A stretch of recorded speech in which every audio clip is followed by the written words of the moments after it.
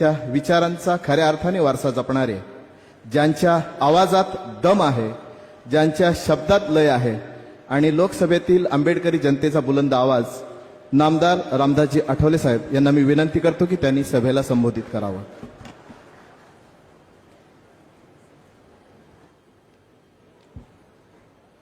छत्रपती शिवाजी महाराज आणि भारतरत्न डॉक्टर बाबासाहेब आंबेडकरांना विनम्र भावे अभिवादन करू. बाबासाहेबांच्या स्पर्शाने पावन झाले आहे महाडचे 14 तळे. बाबासाहेबांच्या स्पर्शाने पावन झाले आहे महाडचे 14 तळे. त्यामुळे साऱ्या देशात फुलत आहे दलितांच्या बौद्धांच्या सन्मानाचे मळे. आता आम्ही राहिलो नाही खुळे, आता आम्ही राहिलो नाही खुळे, माझ्या बाबासाहेबांमुळे.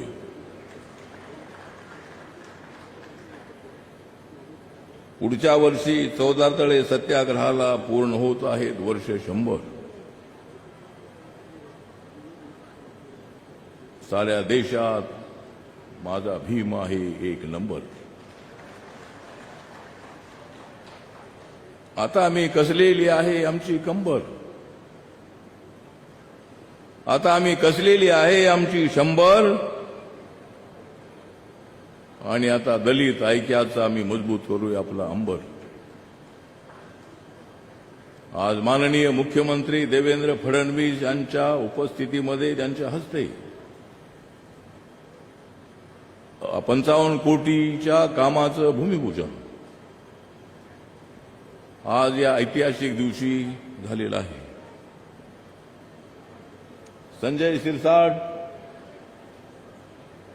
म्हणजे माझी ज्यांच्याबरोबर फार दिवसापूर्वी झाली होती छत्रपती संभाजीनगरमध्ये गाठ, माझी फार वर्षापूर्वी छत्रपती संभाजीनगरमध्ये माझी झाली होती ज्यांच्याबरोबर गाठ, ते सामाजिक न्याय मंत्री आहे संजय शिरसाट.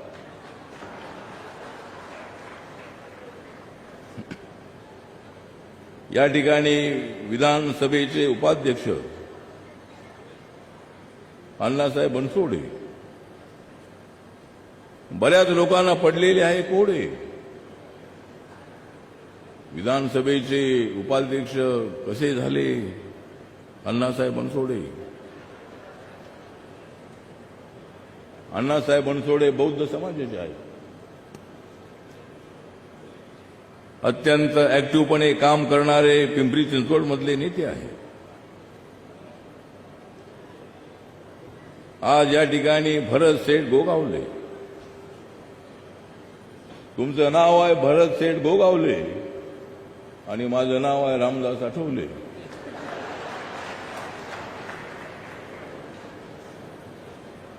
या ठिकाणी उदय सामंत आलेले आहेत. अत्यंत चांगल्या कामांचा उदय आज मुख्यमंत्र्यांच्या उपस्थितीमध्ये होत आहे. उदय सामंत हे उद्योग मंत्री आहेत. महाराष्ट्रामध्ये मोठ्या प्रमाणामध्ये इन्व्हेस्टमेंट आणण्याचा प्रयत्न मुख्यमंत्र्यांनी त्यांनी केलेला आहे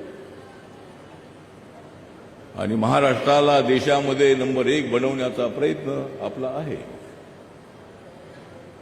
पण दिल्लीमध्ये नरेंद्र मोदींच्या नेतृत्वाखाली आम्हाला सुद्धा भारत नंबर 1 वर आणायचा आहे. सध्या 4 नंबरवर आहे, लवकरच 3 नंबरवर येणार आहे. सर्वसामान्य माणसाला न्याय देण्यासाठी आपल्याला सर्वांना काम करायचं आहे. या ठिकाणी सुनील तटकरे साहेब आहेत, खासदार आहेत, राष्ट्रवादी काँग्रेसचे अध्यक्ष आहेत.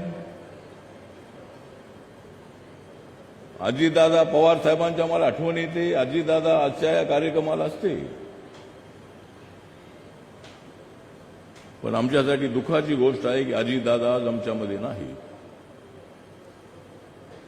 राष्ट्रवादी काँग्रेसचे 41 आमदार निवडून आणण्यामध्ये देवेंद्रजीचा तर मोठा वाटा आहेच आहे, पण अजितदादांचा, एकनाथ शिंदे साहेबांचा त्याच्यामध्ये मोठा वाटा आहे आणि माझ्या रिपब्लिकन पक्षाचा पण त्याच्यामध्ये वाटा आहे. या ठिकाणी आदिती तटकरे, या महिला आणि बाल कल्याणच्या मंत्री आहेत. प्रवीण दरेकर साहेब इथं आलेले आहेत.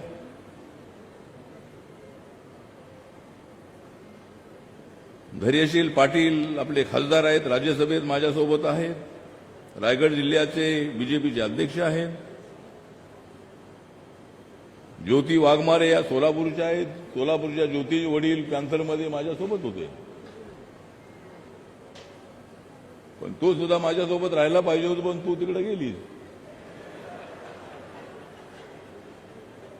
आणि एकनाथ शिंदे साहेबांकडे गेलीस म्हणून तू राज्यसभेवर आलीच. माझ्याकडे असते तर तू आली नसतीस.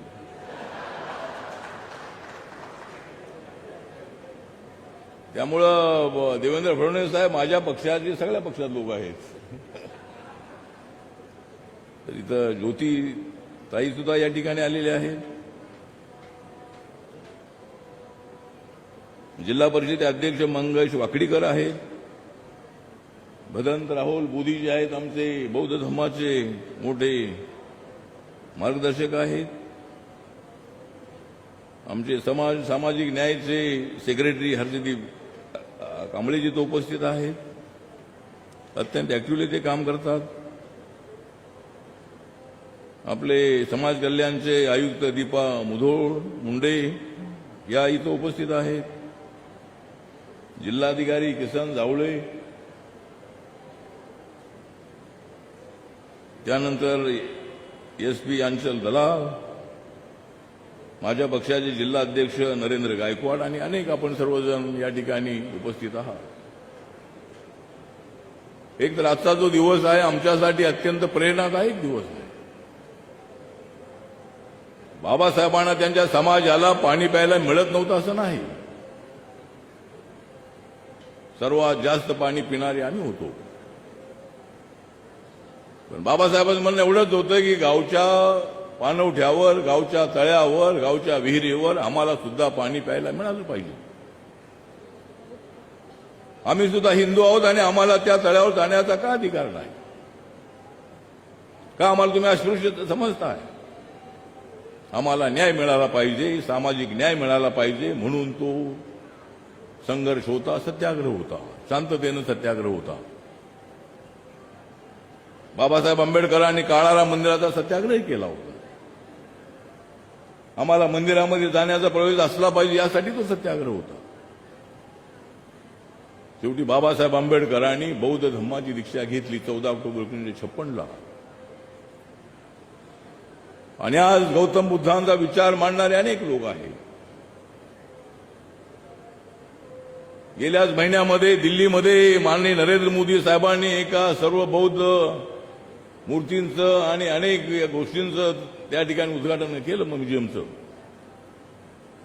आणि नरेंद्र मोदी साहेब म्हणाले की आज जगाला युद्ध नव्हे, बुद्धाची आवश्यकता आहे, शांतीची आवश्यकता आहे. त्यामुळे बाबासाहेबांचा विचार जो होता तो शांतीचा विचार होता. बाबासाहेब आंबेडकरांनी संविधानामध्ये समानतेची भूमिका मांडली. आर्टिकल 17च्या प्रमाणे जाती व्यवस्था संपवण्यात आलेली आहे कायद्याने. आणि आज समाज जवळ येतो आहे. अनेक इंटरकास्ट मॅरेज होत आहेत. जवळजवळ 3 लाखापेक्षा जास्त मुलं मुली एकत्र येतात आणि लग्न करतात. अनेक हॉटेलमध्ये आम्हाला आता कोणी अडवत नाहीये. शाळेमध्ये आम्हाला कोणी अडवत नाहीये. समाजामध्ये परिवर्तन होत आहे. अजूनही काही गावांमध्ये अत्याचार होता, कारण अट्रॉसिटीज ऍक्टच्या अंतर्गत त्यांच्यावर केसेस होता. आम्हाला खोट्या तक्रारी कुणावर करायच्या नाही. बाबासाहेबांनी आम्हाला समाज जोडायला सांगितलेला आहे. जोडण्याचा विचार बाबासाहेबांचा आहे. बाबासाहेब आंबेडकरांनी संविधानामध्ये सर्व जाती धर्माच्या लोकांना समान न्याय देण्याची भूमिका मांडलेली आहे. बाबासाहेब आंबेडकर रात्र जागून संविधान लिहित होते 26 अलीपूर रोड या ठिकाणी. आज त्या ठिकाणी सुंदर अशा पद्धतीचं स्मारक उभं करण्यात आलेलं आहे नरेंद्र मोदी साहेबांचं सरकार आल्यानंतर. जनपथ रोडवर इंडिया गेटच्या बाजूलाच तिथं डॉक्टर आंबेडकर सेंटर आहे. आणि ते सेंटर अत्यंत शास्त्री भवन आणि संसदेच्या बाजूलाच आहे. या ठिकाणी सुद्धा भीमसृष्टी अशी झाली पाहिजे, भीमसृष्टी की लोकांची एकदम चांगली झाली पाहिजे दृष्टी. भीमसृष्टी करण्याच्या संबंधामध्ये या ठिकाणी भरत सेठनी तर सांगितलेलं आहे. जरूर 55 कोटी रुपये आमच्या संजय शिरसाट यांच्या प्रयत्नांनी मुख्यमंत्र्यांनी मंजूर केलेले आहे. पण अनेक लोकांची मागणी आहे या ठिकाणी एखादं प्राधिकरण व्हावं. बाबासाहेब आंबेडकरांची शताब्दी या 14 तळे सत्याग्रहाची करत असताना एखादं या ठिकाणी अशा पद्धतीचा एक निर्णय तर झाला पाहिजे आणि भव्य दिव्य अशा पद्धतीचं मोठं स्मारक जे आहे हे स्मारक या ठिकाणी उभं राहिलं पाहिजे. 25-30 एकर जमिनी तर आजूबाजूला आहे ती आपण घेतली पाहिजे आणि या ठिकाणी हजारो लाखो लोक येतात. सुरुवातीला काय थोडे लोक येत होते, नंतर आम्ही दलित पॅंथरच्या काळामध्ये प्रत्येक वर्षाला येऊ लागलो. हजारोच्या संख्येने लोक येऊ लागले, आता लाखोच्या संख्येने लोक येतात त्याच्या दिवशी. आणि म्हणून या ठिकाणी एक भव्य दिव्य अशा पद्धतीचं स्मारक उभं राहिलं पाहिजे. महाडमध्ये बाबासाहेबांचं स्मारक, रायगडावर छत्रपती शिवरायांचं स्मारक किंवा त्या ठिकाणी त्यांची राजधानी आहे आणि शिवसृष्टी आणि भीमसृष्टी या ठिकाणी उभी झाली पाहिजे अशा पद्धतीचा प्रयत्न आपल्याला करायचा आहे. त्यामुळे आज या ठिकाणी वेळ बराच झालेला आहे. त्यामुळं मी मुख्यमंत्र्यांचा आभार व्यक्त करतो की आज ते या ठिकाणी आलेले आहेत. त्यांच्या हस्ते या ठिकाणी उद्घाटन झालेलं आहे आणि नागपूरच्या दीक्षाभूमीसाठी सुद्धा चांगल्या पद्धतीची मदत महाराष्ट्र सरकारने अनेक वेळेला केलेली आहे आणि या ठिकाणी सुद्धा ही 55 कोटी तर आहेतच आहे, पण या ठिकाणी शताब्दीच्या निमित्तानं एक मोठा कार्यक्रम जो आहे हातामध्ये घ्यावा अशा पद्धतीची विनंती करतो. आणि आपण सर्वजण आजच्या कार्यक्रमाला आलात, सगळे मंचेगाव मुख्यमंत्री साहेबांनी सगळे या ठिकाणी आले, त्याबद्दल मी त्यांचा हार्दिक आभार करतो. आणि केंद्राकडूनही एकदा पंतप्रधानांना आपण भेटूया, मी भेटतो आणि दिल्लीवरून आपल्याला काही चांगली रक्कम मिळाली तर आपल्याला चांगलं काम करायचं आहे. मुंबईमध्ये MMRDच्या वतीनं जवळजवळ 1314 कोटी रुपये खर्च करून त्या ठिकाणी भव्य दिव्याचं स्मारक उभं राहत आहे. जगाला हेवा वाटेल अशा पद्धतीचं स्मारक, बाबासाहेबांचा 350 फुटाचा पुतळा, 100 फुटाचं फाउंडेशन. या देशामध्ये जे पुतळे आहेत त्यामध्ये सरदार वल्लभभाई पटेल यांचा पुतळा सर्वात उंच आहे आणि त्यानंतर जर कोणाचा उंच पुतळा असेल तर तो माझ्या बाबासाहेबांचा अत्यंत उंच पुतळा आहे. अमेरिकेमध्ये स्टॅच्यू ऑफ लिबर्टी आहे, त्याच्यापेक्षा सुद्धा हा पुतळा उंच आहे. म्हणजे उंचीचा विषय नाही आहे, बाबासाहेबांची उंची विचाराने तर फार मोठी होती. बाबासाहेबांनी दिलेलं संविधान फार मजबूत आहे.